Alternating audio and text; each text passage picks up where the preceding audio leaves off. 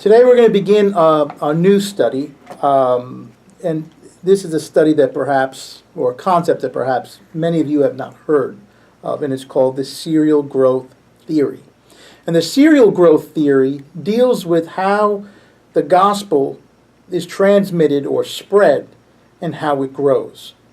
For many, many years, theologians, biblical historians assume that the gospel grows exponentially.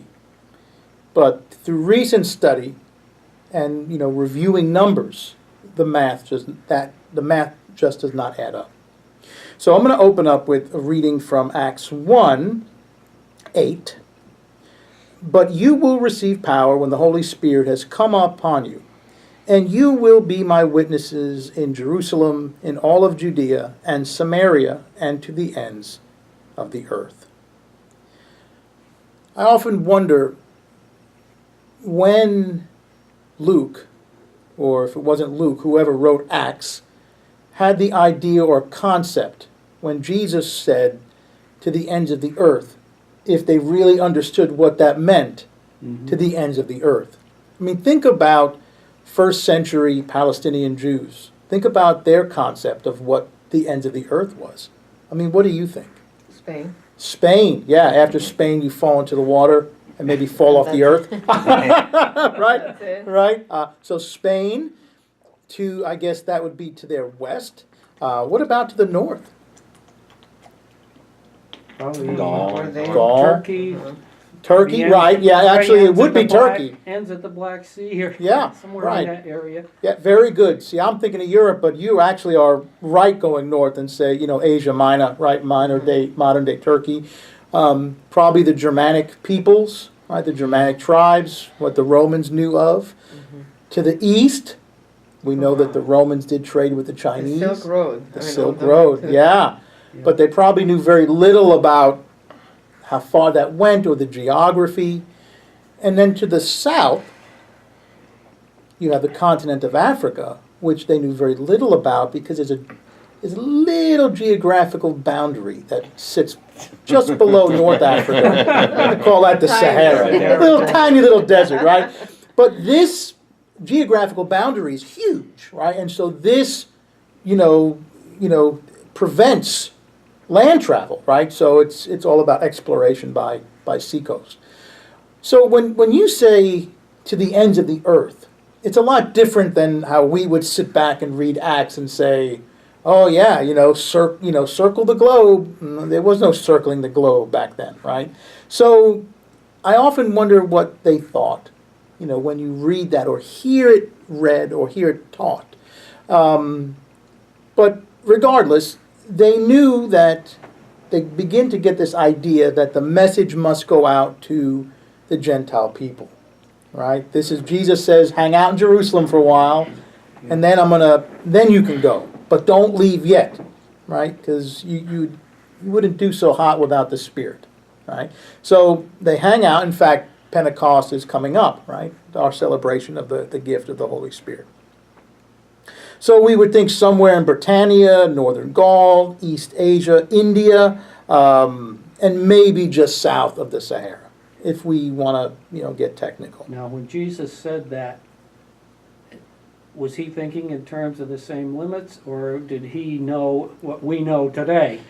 That's a great question. Well, he was God. He was God. I was going to say, I think he knew what was going on. I think he understood, but I think that... And even, who knows? I mean, it's universal. And I believe it. He also chose to say the ends of the earth. He didn't say up to Spain. Right. So it was a fluid term that was able to be understood by the people at the time. As we go, and then Right. And also as, post-Columbus and whatnot. And I would imagine, to me, if you want to think about it, and of course the hardest part of working with the Bible is taking these things off our North American 21st century lenses to try to understand it as the original audience did, because that's the hard part. The H word. What's that? The H word. Hermeneutics, that's right, yeah. That H word. That's right, the hermeneutical spiral, right. So to think of it in that lens is very important. because Don, what you said makes a lot of sense. So I think, to me, that the apostles or disciples took it as, you just keep going.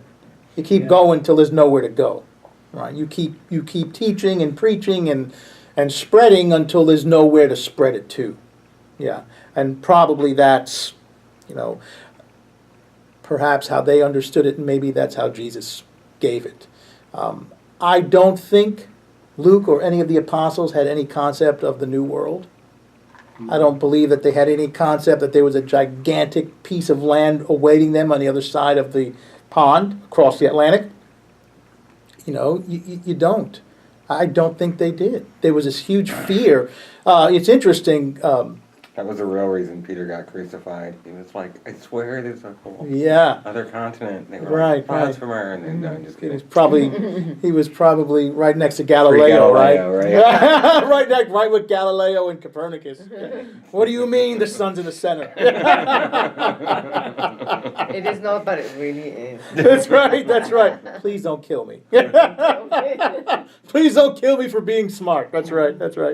So I doubt that they understood how large the globe was, right? They probably didn't even know it was a globe. No, they didn't. Still thought it was flat. They did, right. And it's interesting because the Romans then come up with this kind of idea that the world is more like a dome. But when Christianity begins taking over, it goes back. It goes back to this flat concept, right? Corners. Right, it goes backwards, the thinking process, because the Bible is not a textbook. It was never meant to be a text. They were writing how they understood it. It doesn't make it wrong. It's just this is how they understood it.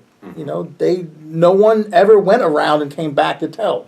It just didn't happen. It's like that joke. Christopher Columbus had 4 ships, the Nina, the Pinta, the Santa Maria, and people say, well, what happened to the 4th? Well, it fell off the side of the earth. You don't like that one, Alan? All right. So we know the world is a lot bigger than what Jesus' followers in the first century understood. But that makes no difference. Sometimes when you think about it, if someone would go back in time and say, the earth is a lot bigger than you think it is, it would be no different than approaching someone in the early 60s and say, in 1969, we're going to be on the moon. Yeah.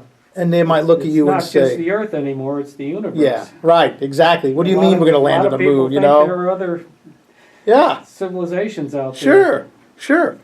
And that's so my initial thing is saying, like, who could imagine what that means, and who could imagine that the majority of Christians, if they're not now, will eventually be in the southern hemisphere of the globe and in Asia.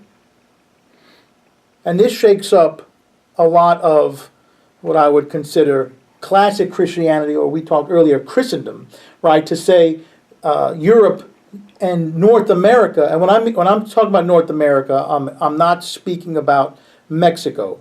Right now, we're just talking about United States and Canada, because the growth in Mexico is happening like the growth is happening in South and Central America. The slowdown we see is in the United States and in Canada. So you're looking at the majority of the growth being below the equator and in Asia, right? Everyone looks around and says, how could that be? Wow, this is amazing. In 2005, when Ratzinger was chosen as Pope, there were many people who thought that perhaps at that moment you would have a Pope from the developing nations. And a lot of people were disappointed. I was my senior year of seminary. We were all excited. Carlos, my professor, was all excited. And then, of course, when they chose Ratzinger, he said, well, the world's not ready for a developing nation Pope yet. But it happened the next time, right, with Francis. So that just shows you where the shift is taking place. And this is something that cannot be overlooked. This is not something that we can say, wow, well, that doesn't really, it makes a huge difference It makes a huge difference. Now, this information is shocking to some, but I thought you'd like to hear some of these figures. Now, Christian populations in 1990, 1990. In 1900, Europe, 381 million.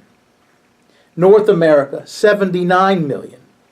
Latin America, 62 million. Asia, 22 million. Africa, 9.9 million. All right, that's at 1900, so just the turn of that century.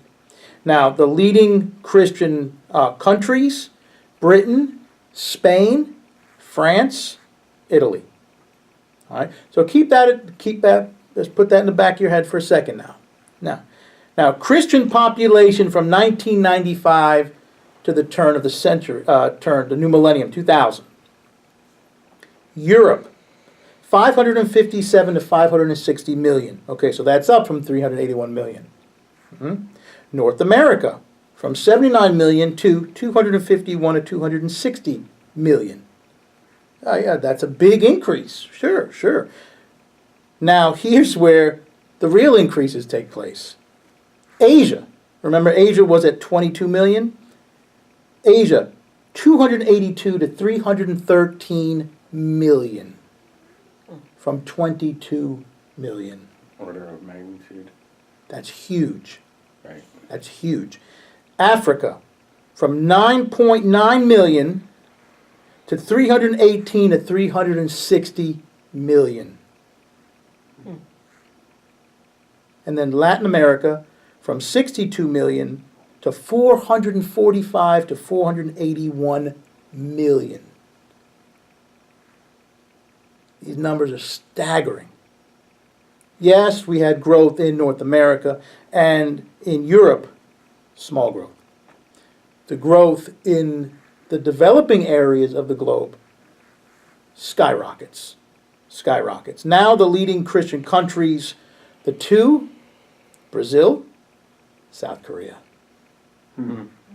I always like to use this example because South Korea is very powerful for Presbyterians. Right. Because of the Presbyterian missionaries. Yeah. There are more Presbyterians living in South Korea than there are in the entire United States. Think about that for a second. Wow. And it was our missionaries that went over there, right? So the missionaries did something, right? So the gospel is being preached. The gospel is, and the gospel and Christianity is growing, right? Despite all of our woe is me and Chicken Little, the sky is falling, the church is shrinking. No, it's not. It's just not growing here. It is growing by leaps and bounds somewhere else. All right. Now, this might be concerning for us, sure, but it's not for others. So it's not that, the sky is falling only because our worldview is changing. It's changing for some others, but in moving in the direction of the church. And so this is something that, begs a study. So Christianity in North America, specifically, like I said earlier, in United States of America and in Canada, is basically right now is at a stalemate. And what do I mean when I say a stalemate? What's a stalemate? Pretty much level, not growing. Yeah, level, Yeah. right? So the Christians who are being born and entering the church are taking the place of the Christians who are doing what? Dying. Right, passing on, dying. So we say it's at a zero, right? Isn't that kind of running in parallel to population growth? I mean, Mhm. people are Sure. not having People are large not families anymore. having larger families, and the church at whole is not growing. Now this includes both the Roman Catholic Church or the Catholic denomination, so Roman Catholic and Anglican Catholic, and the Protestant denominations. This includes Christianity at a whole.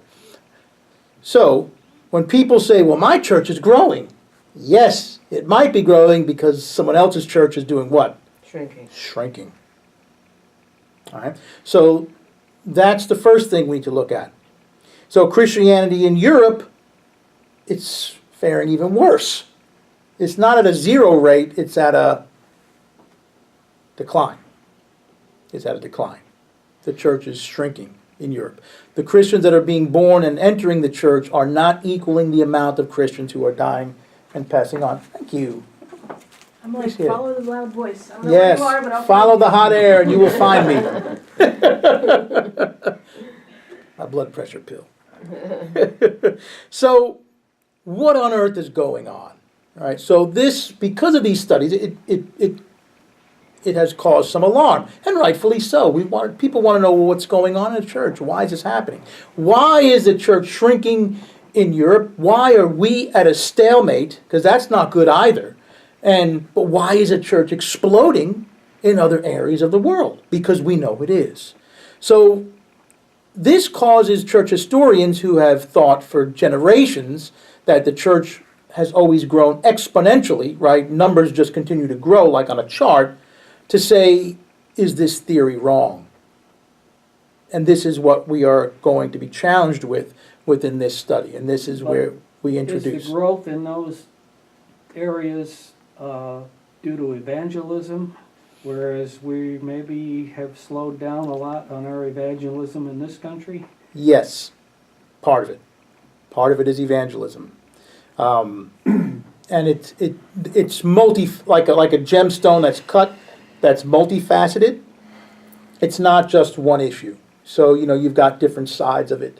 And we're going to go into that. Mm-hmm. But that, yes, Don, that is part of it. That is definitely part of it.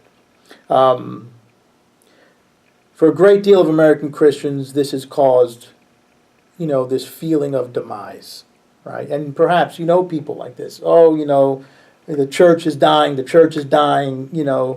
it's not. It's just not growing here, right? So therefore, we have a great deal of people that believe that the end is nigh, right? Because this is the only worldview that individual has. And this is our worldview. I mean, North American Christianity is our worldview. Unless you have been fortunate enough to live in other areas of the world, to have experienced other worldviews of Christianity, for most Americans, if this is the only worldview you have, this is the only worldview you understand. So, friends, we are witnessing a rise and a fall. It is the fall of Christendom, right? Christendom has now come to an end. It's the study of Christianity that was passed on to us from Europe, right, or from Northern and Western Europe, right? This whole understanding of Christianity that shaped the Middle Ages, right, or for us Roman history majors, the Dark Ages, right, whichever your perspective is, of course. I always side with the Romans, so Dark Ages, right? So, but anyway, that's a joke. So that model of Christianity is really coming to an end, or has come to an end, and it's led us into this broader scope, which we call world Christianity. Because now Christianity is not just Europe that is transmitting the gospel all over the place. The gospel is now all over the place. So this is why biblical historians have now coined the term world Christianity, because Christianity looks a lot different than it did, a few hundred years ago. And within our own histories, we know a few hundred years is not a long time. Many of us will live into our 70s, 80s, and the real lucky ones into the 90s, the real fortunate ones. Think of that. That's almost an entire century. And think about how much changes. And I think about how much has changed in my own short lifetime. From not having computers and people saying, everyone's going to have a computer in the house one day, and thinking, why? To do what? Play video games? Really. And now, if we went back in time and said, well, we have 3 computers in our house. Exactly. People would look at you like, are you rich? You're right. What do you mean? Like in Back to the Future, the movie, right? Where Michael J. Fox is sitting at his mother's house when she was little, a teenager, and they're all sitting around this TV set and they're watching The Honeymooners, right? And he says, I've seen this before. What do you mean you've seen this before, right? And he says, oh, TVs, we've got a few in our house. What do you mean you have a few in your house, they're expensive, right? So things change. And so right now we're looking at a more of a global Christianity. As we try to understand the patterns of Christianity and gospel, we have to look at it in a different light, in a different lens. So we look at it and we call it either world Christianity or global Christianity. And this concept of Christendom, right, or European Christianity is really, it's closed, right? This era has now passed, right? It's just like how we look at many different other, when we study other eras and something else, right? You name it, you title it, and you put it in the history books. This is where that belongs. That period is now past. So within this study, we're going to look at two theories that describe the growth of Christianity. The first is exponential growth. And exponential growth is with the expansion of territories, the fusion of Christianity with political structures, modernity, progress, something that is better, right? So it makes sense to say within the exponential theory that as Christianity moves out, right, whether east, west, west, east, south, north, north, south, doesn't make a difference which direction that, that the gospel is transmitted. In either direction, this is what we expect to see. In upwards. That's linear. Yeah. Exponential would be a parabola. Oh, it's a parabola? Details.